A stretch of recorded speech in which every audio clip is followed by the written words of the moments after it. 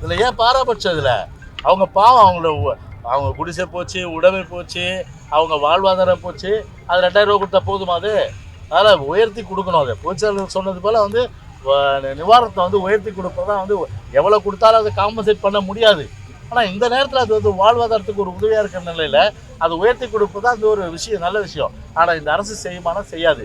ஆனால் அவங்க அப்பாவுடைய நினைவிட புதுப்பிக்கிறதுக்கு, பேனா சிலை அமைக்கிறதுக்கு, அது மட்டும் இல்லாமல் ஊர் ஊராக வந்து செலவு விற்கிறதுக்கும், ஊர் ஊராக வந்து பார்க்கில் வந்து 10 சிலை விற்கிறதுக்கும் பணம் வந்து அதுக்கு இருக்கும்.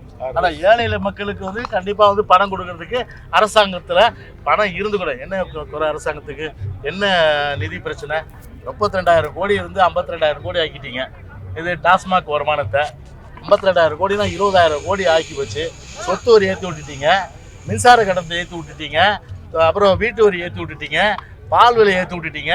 இப்படி எல்லா வகையிலும் ஏற்றி விட்டு அரசாங்க கருவூலத்தை வந்து நிரப்பி இன்னைக்கு அது யாருக்கு போகுது அந்த பணம்? இன்னைக்கு ஒரு குடும்பத்துக்கு போகிறதுக்கு அப்போ அவ்வளோ பணத்தை இன்னைக்கு வந்து வரி மக்கள் மேலே சுமைச்சிருக்கீங்க.